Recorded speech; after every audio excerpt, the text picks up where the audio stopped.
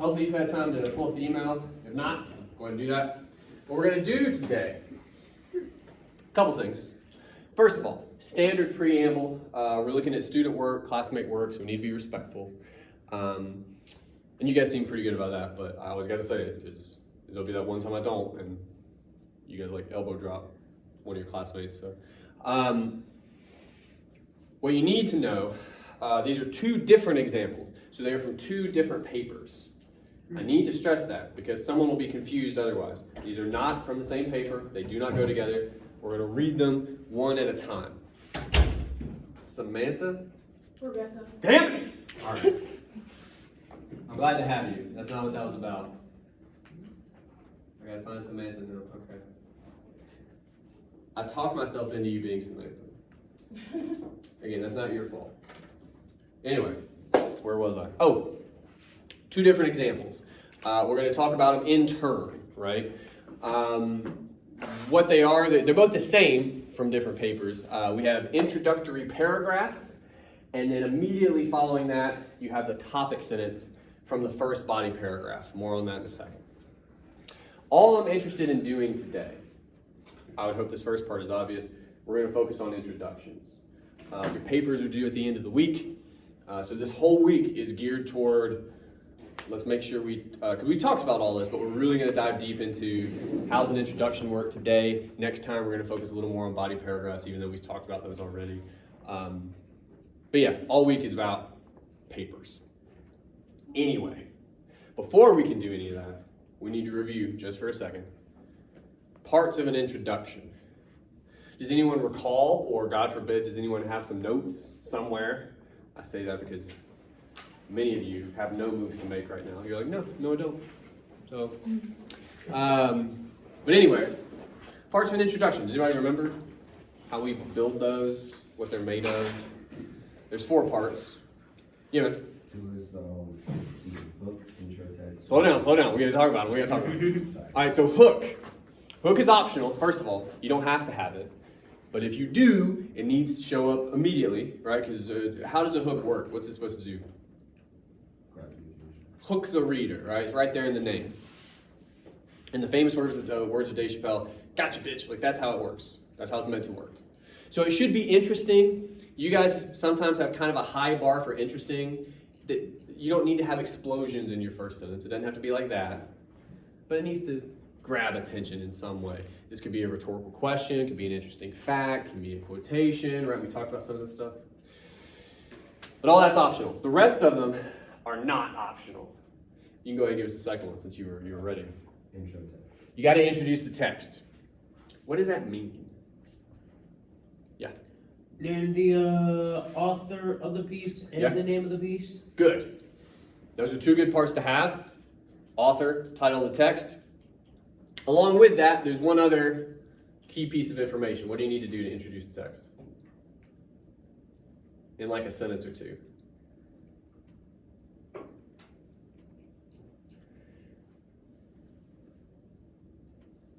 Guys. If you're introducing a text to somebody, what might you need to do?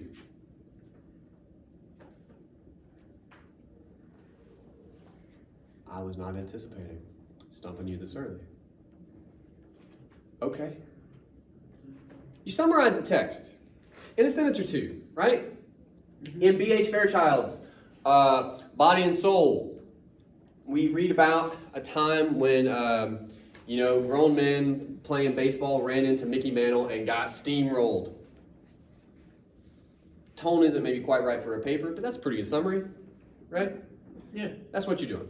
That's how you introduce a text. Title, author, sentence or 2, summary. Just go ahead and put us in the plot of the thing. Other parts of an introduction. There's 2 more. You want to give them to us? Go ahead. The roadmap. Roadmap. What on earth is a roadmap? JB, you should know this, not to call you out. I've had you before, though, so now everybody's looking at you. That's fucked up. I'm sorry. How's a roadmap work? Go for it. It's supposed to lead the reader through the main topic of the body paragraphs. Okay, good. So, within the confines of this class anyway, the the way a roadmap works, like for this paper, 3-page paper, we talked about it, it's probably about 3 body paragraphs, give or take.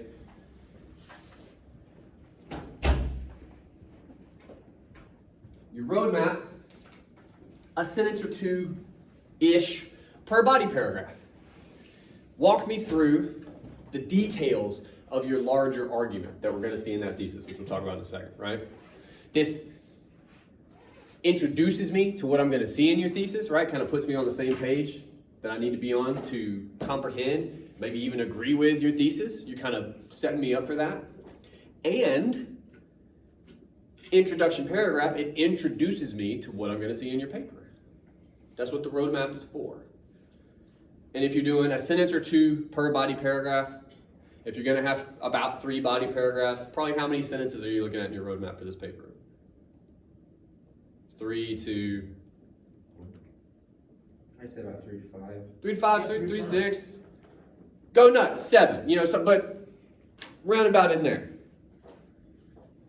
And if you're introducing me to your ideas that I'm going to see in the paper, that I'm going to see in the thesis, they shouldn't just be ideas, they should be what? It's a very important word we're going to keep coming back to today. It rhymes with schmarguments.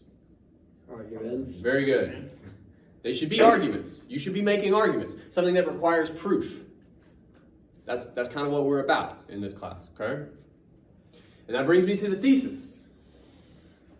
You guys know this one, more or less. What's a thesis supposed to do? Usually comes last, right? We know that. What else? Yeah, go ahead. Prove a point. Yeah, so there's your argument, right? You need to be making some kind of an argument. Now, of course, we just talked about arguments in the roadmap. How's the thesis different from what the roadmap sentences are doing? Like, it's similar, but it's different as well. How's the thesis work in relation to your paper?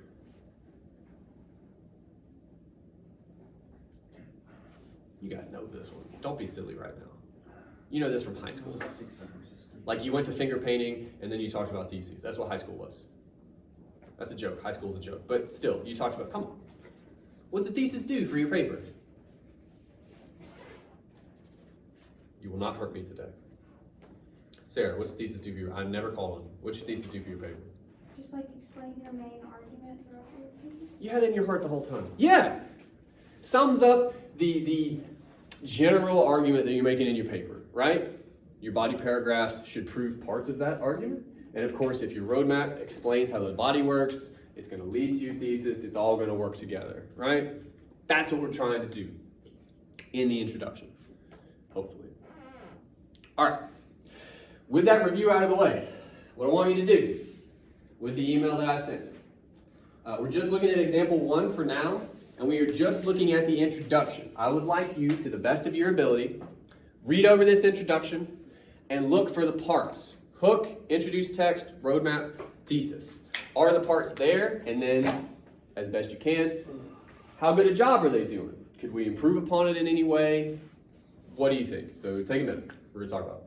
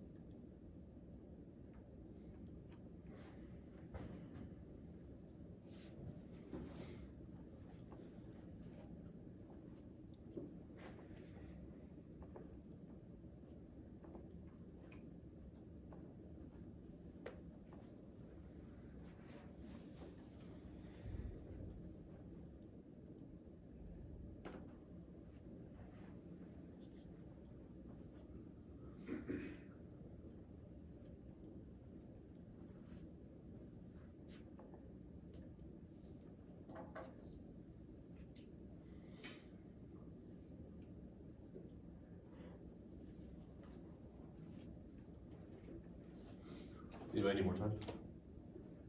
Take another minute.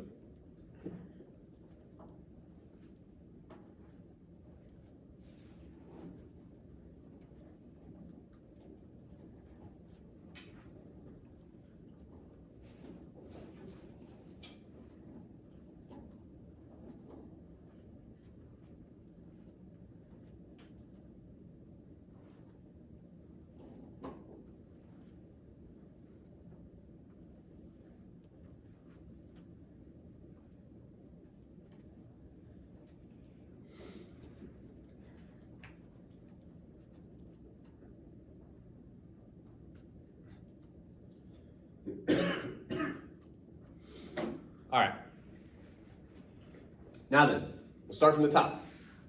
Hook. Do we have one? Do you think? We seem unsure, leaning toward no, given the tone. Yeah. What do you guys think?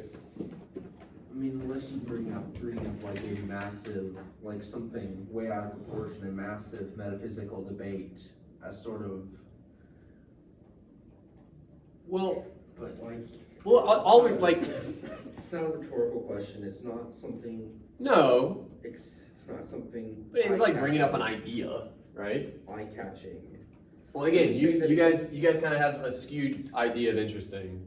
Like yours is basically, if you're familiar with the show 24, like it has to be like that level. I don't know how you write an explosion into a But if sentence, you- but that's what you guys usually think But if you, interesting means. If you said that as a hook, when reading it, it gets you to start thinking, I'd say yes. Yeah. We all have different, maybe definitions, perspectives on what's interesting. So what might be better for our purposes is to say, does it seem like they're trying to be interesting? Sure. So that's a hook. That's fine. Talking about compatibilism, all this stuff. Okay, okay. Next question. Because that part's optional. Introduction of the text. Do we introduce the text? I mean, yeah, but it's very far Yeah. down the, Yeah, it's very far down. That's a problem. Why, though? There's a couple ways to talk about this. Why is that an issue, do you think? Because I have thoughts, but I want to hear yours. Does it not matter that they bring it up, like, what, 2/3 of the way down or so? 3/4 of the way down now? In B.H. Fairchild's poem, Little Boy, like, it's all the way down there. What's the issue with doing that, do you think?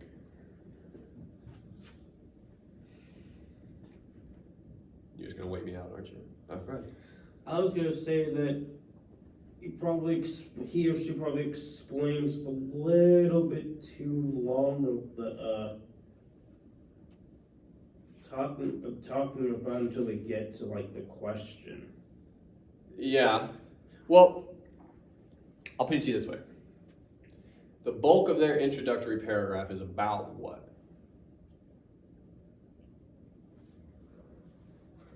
This is not a thinker. What's the bulk of their introduction about? Free will. And determinism, compatibilism, all that stuff. What's it not about? the text. The fucking poem. Yes. Now, I told you guys this, and I'm telling you again. Until you introduce the text, you will not talk about it. You won't. You just won't. Your brain needs you to go talking about this, and then your brain will just do it. It's great at that kind of stuff. But until we bring it up in this paragraph, it's nowhere to be found. Some of these ideas might tie in, they might, but they don't tell us because they have not brought the poem up. Okay? So that means everything up to old BH, none of that is about the poem. That is a problem. That's a big problem. Okay? So that's an issue. We're going to translate that, again, to save us some time. What that really means is, if you can see the highlighted section here, that's ultimately what we're looking at if we're looking for roadmap and thesis. That's it. Again, that's a problem. Why? Do you think? That amount of space, we got to do the roadmap and the thesis. Why might that be an issue? It doesn't really introduce the argument. Well, we start to get into some stuff, but But rather than introduce, we're worried about what? the details and the outlines of the body paragraphs. We need to explain, right? Yeah. We got no room to do that. We got none. So that's a problem. So the first fix we would do if we find ourselves in this situation, second sentence. Give us the text. Give us the text immediately if you have to. If you don't want a hook, give us the text. In B.H. Fairchild's, blah, blah, blah, blah, blah. And then from there, if you want to talk about this BuzzFeed article you read on philosophy or whatever it is, that's a little bit of shade, I'm sorry. But fine. But then you will do it through the text, okay? That's job number one. You got to talk about the text. All right. Thinking about a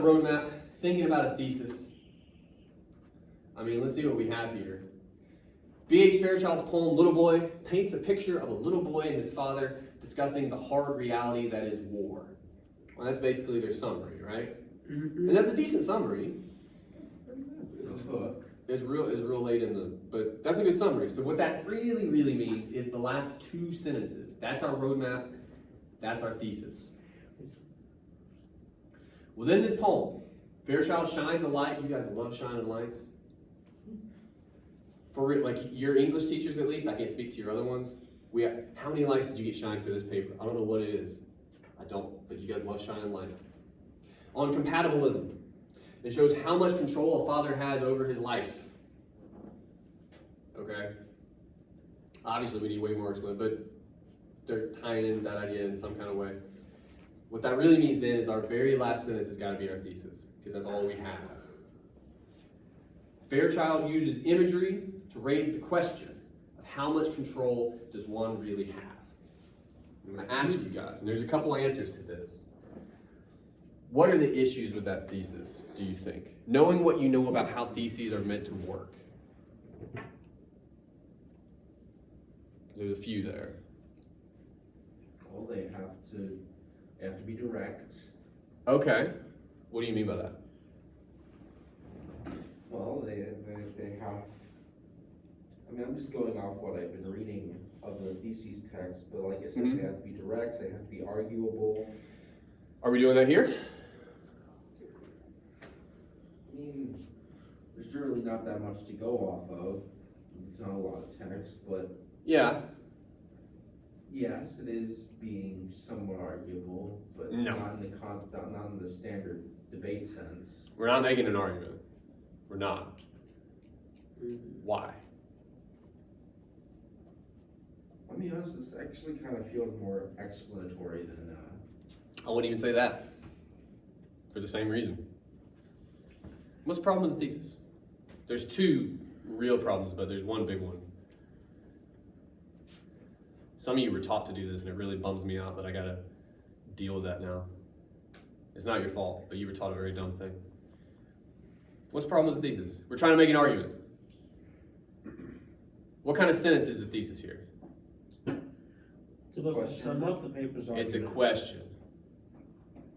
What's the problem with asking a question for your thesis? You're supposed to be making an argument.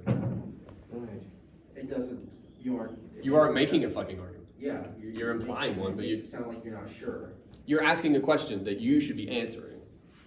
That's the problem. And I know some of you were taught a very incorrect thing. Answer questions. It can be hard. By the way, that's a good sign. That means you're in a good spot. You need to answer questions, not ask them. Especially in a thesis, okay? So when you're drafting, if you arrive at questions, write them down for you. But then that's my goal, that's my target. I gotta answer that, okay? Because otherwise you're making me do the work. That's not my job. I'm here to read. I'm not here to, come on. That's your stuff. So we answer questions, first of all. That's the big issue with the thesis.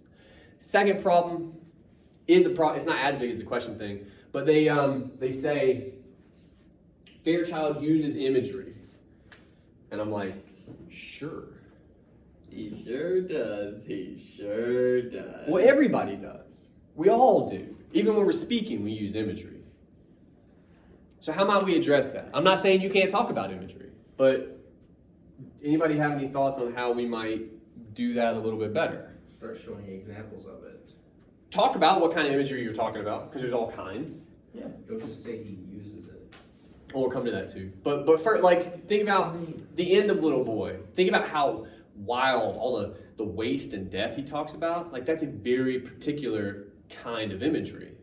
For instance, if you want to talk about that, the death and destruction at the end of the poem, blah, blah, blah, okay? And then, now that you're getting specific, that lends itself to talking to me about why it matters that he ends on that. Why do you think he's bringing that up? What argument are you thinking about as a result of that imagery, right? Having a roadmap would help as well. But either way, you got to be specific, just like we've been saying this whole time. And answer questions, though. Don't ask, especially in your thesis. Please not in your thesis. Answer questions. Okay. All that brings us to, because we're not going to spend as much time on example 1, but I want to highlight a couple things for you. The topic sentence. This is the topic sentence from their first body paragraph, so it immediately follows that introduction. What's a topic sentence supposed to do in a body paragraph? Answer who, what, how, and why. Yeah, but all that's in service of what for the body paragraph? Like, what's it? The very first sentence of every body paragraph should do what for the rest of the paragraph? Yeah, like sum it up in some way, right? Now, of course, your body paragraph should be making an argument. That means the topic sentence should be an argument. But sums up. Lets me know what I'm going to see in the rest of that paragraph. Yeah? If that's the case, reading this sentence, there are 2 parts to compatibilism. Factors 1 cannot control and factors 1 can control. That tells us this body paragraph is going to be about what? Control. Compatibilism, Oh. right? And how control factors into it. What's the problem with that? There's a problem with that. We've talked about this already, but I just want you to see what it leads to. What's the problem with having a body paragraph basically defining compatibilism for me? What's the problem with that, do you think? What are we not talking about? Text. The fucking text. Right? Because their brains, again, your brains will do this. You spent so much time not talking about the text in the introduction. Now you're going to do it in the body of your paper. The problem gets worse. And by the way, you don't have to define anything for me. I have multiple degrees, and if I don't know what something is, I have the internet. You don't have to define shit for me. You just don't. Don't do it. I got it. Right? You definitely don't have to spend a body paragraph doing it. Talk about the text the same way we've done in class. Pull in evidence, think about why it's significant, what is good, whatever you want to do. Talk about the text. Okay? And to sum all that up, and then we'll go to example 2. What this ultimately would mean is, I'm of a mind that this compatibilism stuff isn't really going to help them very much, if I'm being honest. I could be wrong. Just given what we've seen, though, this is not working out very well. What might happen is they like delete most of that, and then they actually talk about the poem. They're talking about control. They're talking about free will. Like, those are questions that came up when we talked about Little Boy.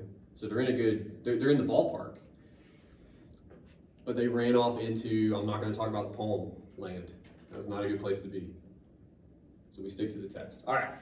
Example 2, same deal, different poem, but parts of an introduction. Do you see them here? How are they working? Could they be improved in any way? Take a minute. We're going to talk about that one.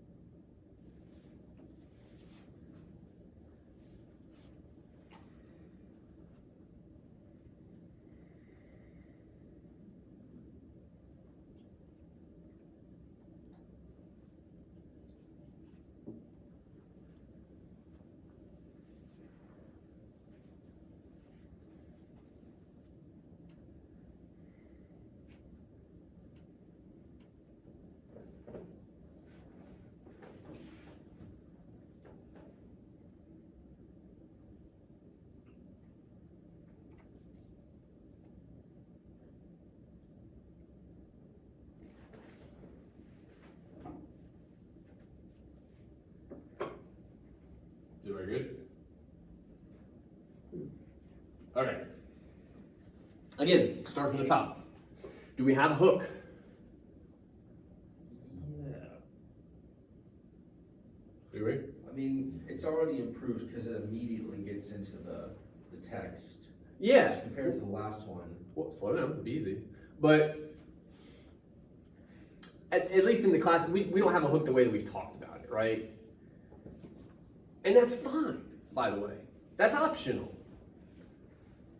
But we do immediately get into the text. Old men playing basketball. It's exactly what it sounds like, right? It's about that. Okay, cool. I'm fine with that. We get the title. I would like to have the author, but yeah, we're already in a better spot because we are immediately talking about the text. Even if you're wrong, be wrong in the text, right? It's the tale of a young man. I presume the author. Note about this. Number one, Uses I. sure, leave yourself out, for sure. Number two, don't presume about the author. We cannot do that. And when you take that out, sentence is fine. It's the tale of a young man watching some old men playing pickup basketball, blah, blah, blah. While we'll fix this one for him. Instead of author, what could we maybe say? Not very good. While the speaker is sitting on the side watching this game, he wondered about some pretty interesting things. So we're still introducing the text at this point. We've probably done enough of that. We need to move to the roadmap. Yeah. However, we should probably be a little more specific about interesting things, right? Because there's all kinds of interesting things that he could be thinking about. Do we do that in this paragraph anywhere? Do we define what those interesting things are? We do. Where? Sorry about my stomach. I can't do anything about it. His quotes being used. Eventually, I would say before that, right? It's right here. He begins to wonder in great detail about the sex lives of these old men. Now look, you may have all kinds of feeling about that line of thought, mostly like you, but I think that's the interesting thing he's talking about. Now, this is a sidebar, but this is important. All of you write in your own way, but many of you do this at various points, okay? You know kind of what you want to say, but not really, and you figure it out on the page. I do that, okay? We all write like that. You do that in conversation sometimes. You'll say a thing, your friend will be like, what? You're like, oh wait, no, I didn't say it right. You revise. Same thing goes on here, but the difference is you don't delete it. So it stays on the page, right? Look at these. The sentence before the highlighted one. While the speaker is sitting on the side watching the game, he wonders about some pretty interesting things. And then the very next sentence. As he looks on, we just said that, the speaker begins to wonder, we said that too, in great detail. So we took the very last sentence and we just did it a little bit better. Your brain will do that. You'll realize subconsciously, that's not good enough, and you'll be more specific. The trick then is just get rid of the first one. That was your first draft sentence, you know? So we take that out because what we meant to say was that. Okay, good. And then yes, somewhere in here, I'm not in love with quotations in the introduction, but that's a conversation for another day. We're getting way more specific, right? We're kind of maybe starting to make arguments. Do you guys want to talk about the roadmap? Let's talk about the roadmap first. That makes more sense. Mm-hmm. Where do you think we're making arguments? Or even trying to? I'll take trying to at this point. Where do you see that happening? Here.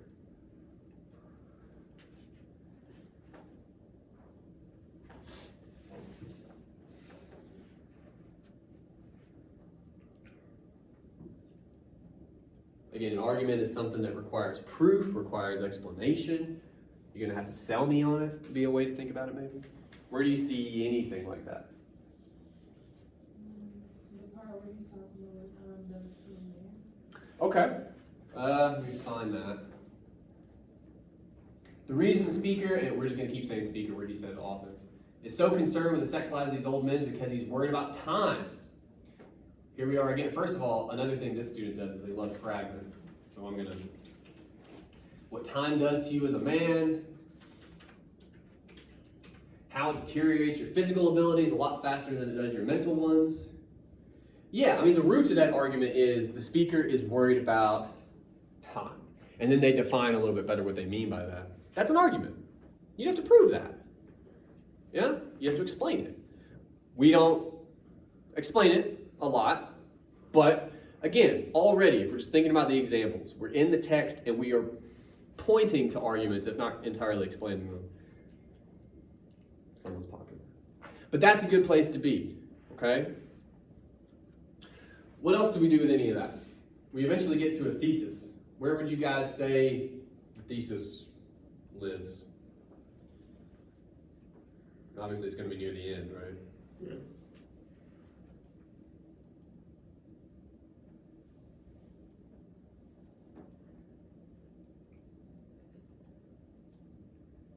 Take your time. We got plenty of it.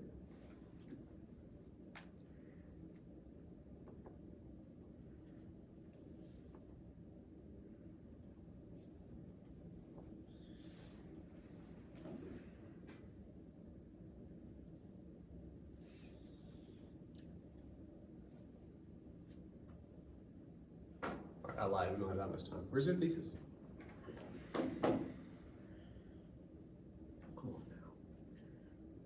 Where is it probably?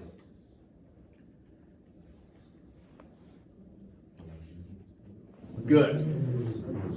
So it's probably the last sentence. And look, again, the way this kid writes, it's the last two sentences because he's doing it again here. He is scared. He is scared, like he's revising again. He is scared of the things he can't control, the inevitability of time, what it does to us, and mortality. What are they saying? You guys have a tendency to dress some of your ideas up. So let's dumb this down just a little bit. What are they really saying? The speaker in this poem is worried About getting older. and dying. That is an argument. But there's a problem with that argument. What's the problem with that argument? If we're going to say the speaker is worried about getting old and dying, what's the problem? Too simple?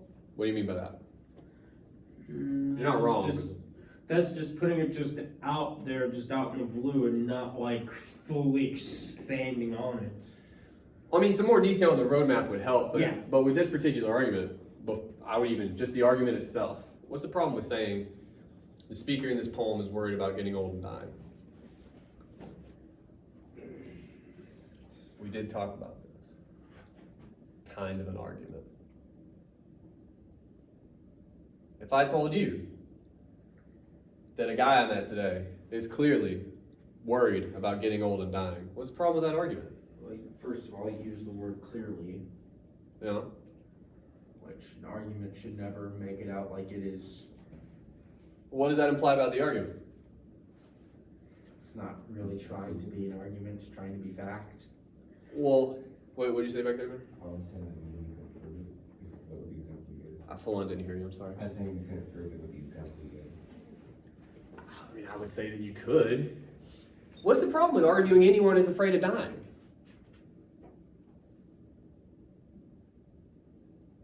It's not really much of a counter argument to it, Why? just because it's kind of the truth. It's banal. It's a banal claim. You're telling me this guy's afraid of getting old and dying? Wow. Exactly. That's a big problem. Not just for me, because you will bore me to tears writing that paper. You will bore yourselves. 3 pages of, I gotta prove this guy is scared of getting old and dying. That sounds like a punishment that you've scripted for yourself, is what that sounds like. Okay? Because it's banal. That's gonna be your whole paper. Ew. But also, we talk about more than that in the paragraph, do we not? What other themes or what other ideas, even if we only imply them, do we bring up in the roadmap that we have? We got more here. What do we end up talking about? It's not just old, getting old, it's not just dying. We left some important stuff out of our thesis. It relates to getting old, I suppose. Like the performance these old guys have in bed with their spouses.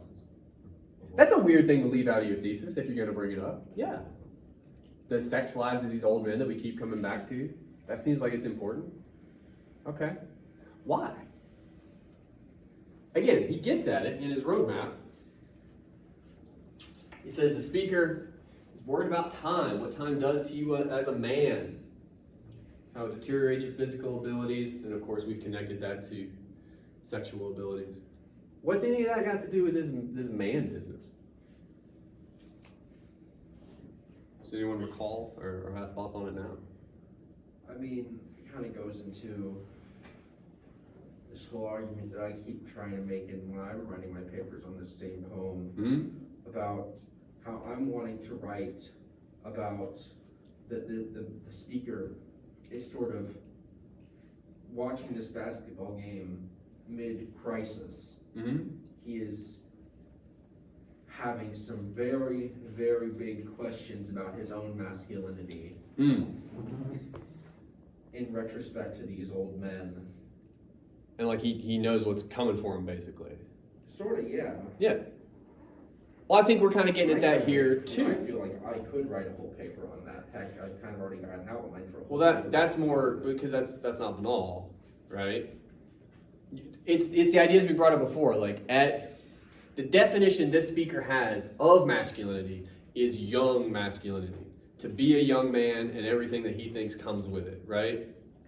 Not just physical ability or even just sexual ability, but promiscuity is in there, you could argue, like all kinds of, like that's his if that's his definition, and it seems to be, well then it seems pretty clear that you would age out of that, like it would just happen. Well again, for him, that could be a bit of a crisis when it comes to his masculinity and how he defines it and how he thinks of himself. That's nowhere in our thesis. It's absolutely in the introduction, it's nowhere in our thesis, right? This is probably a problem. And look, again, what that leads us to in this first topic sentence. These fears of mortality and time begin to surface in the poem before the author even begins to wonder about the sex lives of these old men. According to this topic sentence, which sums up the body paragraph, what are we going to be arguing in this body paragraph, do you think? Apparently it's got nothing to do with sex lives, they say that, right? So what are we arguing about here? Just that same, It's like, we're gonna talk about the fear of death, pretty much. that same banal statement, You're going to prove to me that they're afraid of dying, yeah. which is, We know that, because they're people. Yeah.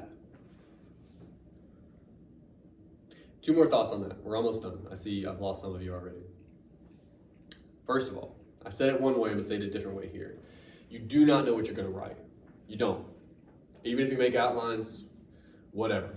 You don't know what's going to end up on the page. You think as you write, and you kind of build on top of these sentences, okay? 90% of the time, I will say, I've read a lot of papers from people just like yourselves, all right?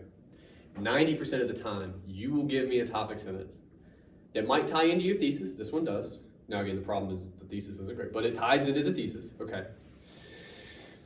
And then if you write enough, you'll bring in evidence, you'll think about that evidence, you'll do work on the page, you will end up by the end of that body paragraph in a completely different place from the topic sentence. You just will. The trick then is to take where you ended up, make a new, better topic sentence in most cases, and rewrite the paragraph with that in mind, is what needs to happen. I'm giving you a preview to next time, by the way.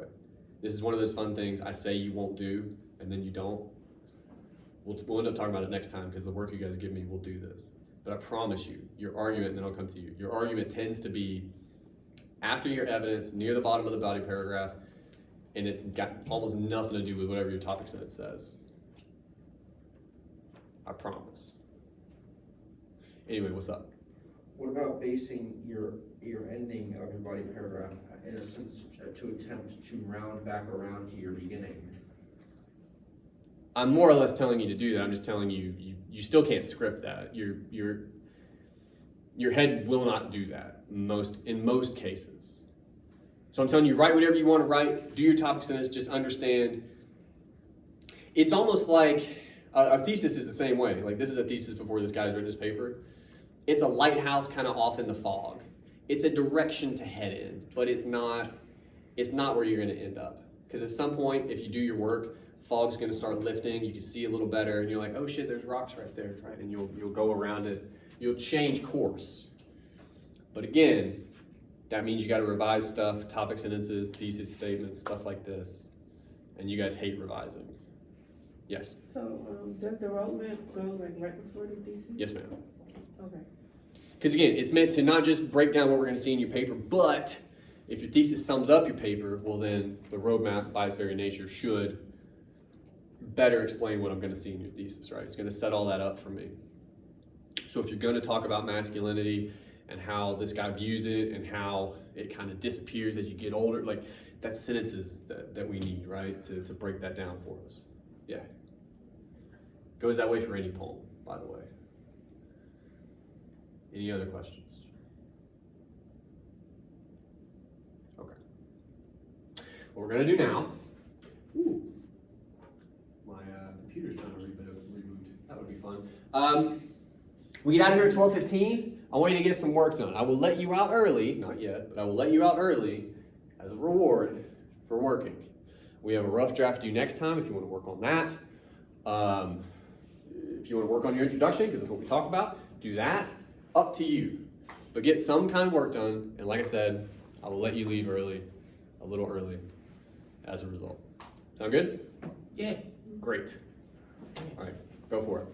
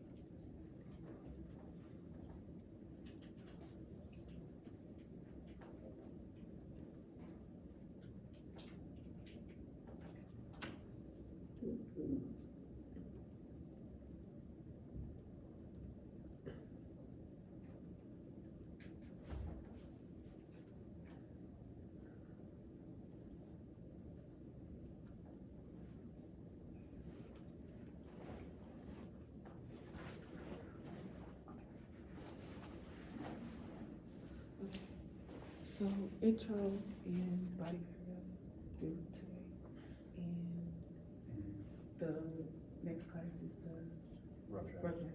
Okay, thank you. See you later. Later.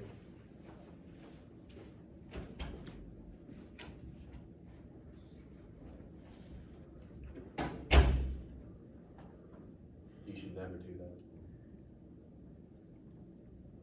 You should never do that.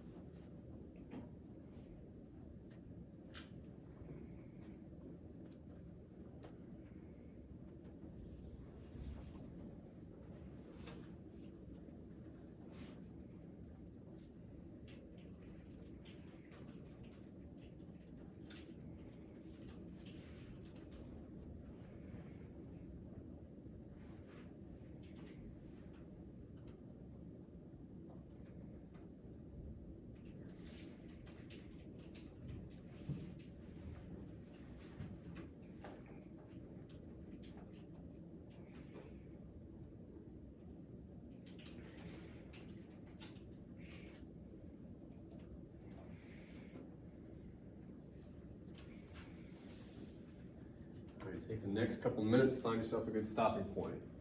If you're headed in a direction, if you think you actually got something going, take some notes. Where do you think you're headed? Like, give yourself something to pick this back up.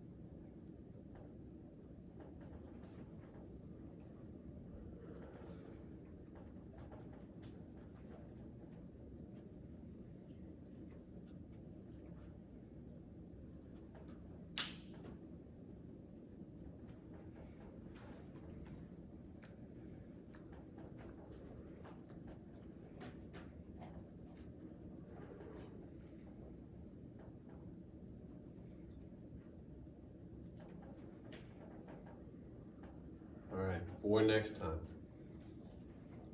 And by the way, some of you seem like you may actually be still working. We have the room until 12:15, so you can keep working if you want. But I know you won't, but you could. For next time, you have a rough draft due on Turnitin.com. A few of you probably right now are like, what is that? I sent an email. You may or may not have been in the class at that point, actually. I may have to send it. Check your inbox.